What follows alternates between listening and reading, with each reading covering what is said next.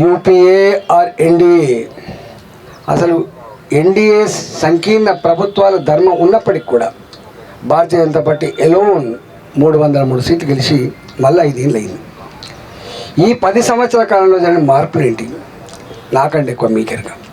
మీరందరూ అంటున్నారు ఒకటే మాట, ఇలా మేమందరం మోడీ ఫ్యాన్స్మి, మేమందరం మోడీ అభిమానులమే, మేమందరం రేపు మోడీకే ఓటేస్తాం. కారణాలు లేదు దానికి. పట్టుగానే ఏదో మాటలు చెప్తాను, ఉపన్యాసాలు చెప్తాను, లేకపోతే తిమ్మిని బంద్ చేసే వ్యవస్థ ఉండదు. చెప్పే మాటకి చేసే ఆచరణకి పొంతన ఉంటే మాత్రమే నమ్మకం కుదురుతుంది. ఆ నమ్మకానికి ప్రతిరూపం మోడీ. 2014లో అంతకంటే ముందు ఈ హైదరాబాద్ ఒక లుంబిని పార్క్ బాంబు మూతను చూసింది.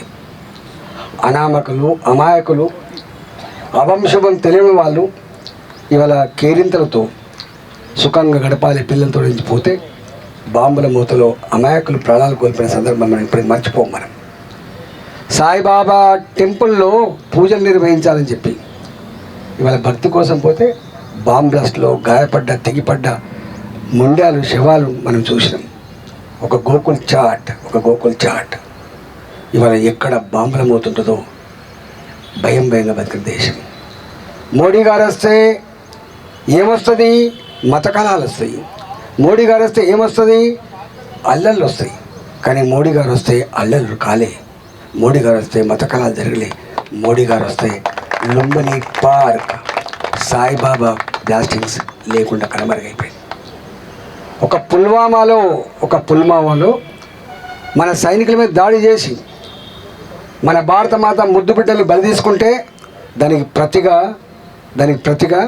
వాళ్ళ భూభాగం పోయి అక్కడ ఉన్నటువంటి టెర్రరిస్ట్ తండాలని ధ్వంసం చేసి సర్జికల్ స్ట్రైక్ చేసి ఖబర్దార్ నా జోలికి వస్తే ఊరుకోను, ఇటుకతో కొడితే రాయితో కొట్టే దేశం ఈ దేశం, ఇది నరేంద్ర మోడీ గారి కాలం అని చెప్పి హెచ్చరిక చేసిన దేశం భారతదేశం.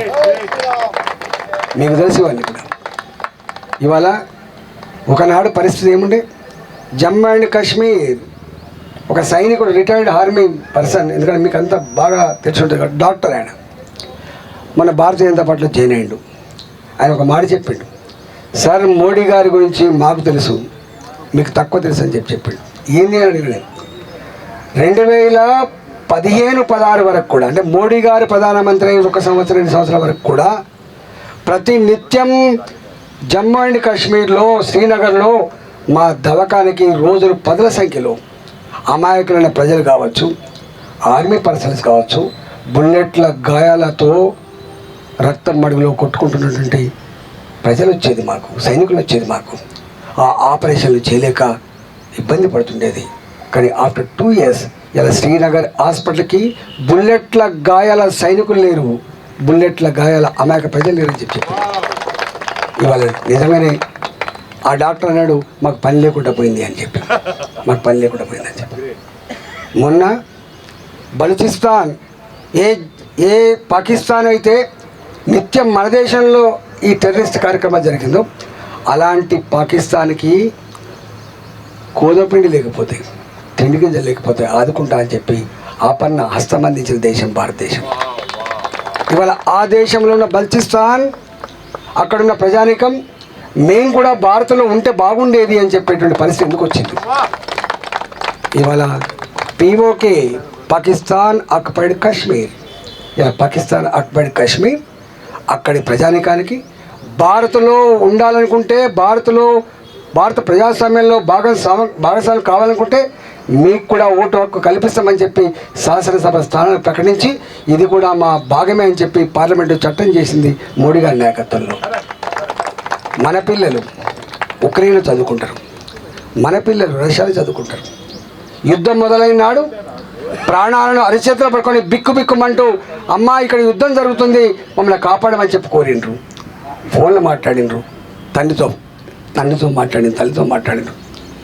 ఆ వేదన చూసినటువంటి ప్రధానమంత్రి గారు తక్షణమే రష్యన్ ప్రెసిడెంట్తో మాట్లాడి, ఉక్రెయిన్ ప్రెసిడెంట్తో మాట్లాడి యుద్ధం ఆపండి, మా పిల్లల ప్రాణాలను మేము కాపాడుకోవాలని చెప్పి మన ఫ్లైట్లు పంపించి మనం 3 రంగుల జెండాను కట్టి ఆ పిల్లల్ని సురక్షితంగా దేశాన్ని తిరిగి తల్లిదండ్రులకు అప్పచెప్పిన ఘనత మోడీ గారికి దక్కింది. మనకే కాదు, ఇతర దేశాల వాళ్ళు కూడా అబ్బురపడి మా పిల్లల్ని కూడా కాపాడండి మోడీ గారు అంటే, ఇతర దేశాల విద్యార్థులను కూడా మన ఫ్లైట్లలో మన జెండా కట్టి కాపాడిన చరిత్ర భారత్ ఉంది.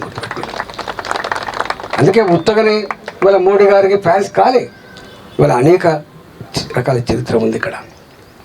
ఒకప్పుడు మనం అభిమానించే Abdul Kalam president of India ఆనాడు.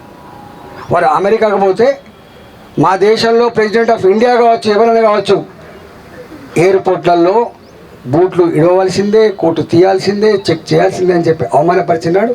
మనం నిరసన చెప్పినాం ఆయన మా ప్రెసిడెంట్ ఆఫ్ ఇండియా అని. కానీ వాళ్ళు కేర్ చేయలే. కానీ అలాంటి అమెరికా ఇవాళ మన ప్రెసిడెంట్ ఆఫ్ ఇండియా, మన ప్రధానమంత్రి అమెరికాకు పోతే రెడ్ కార్పెట్తో స్వాగతం పలికే సందర్భం వచ్చింది. గుర్తుపెట్టు.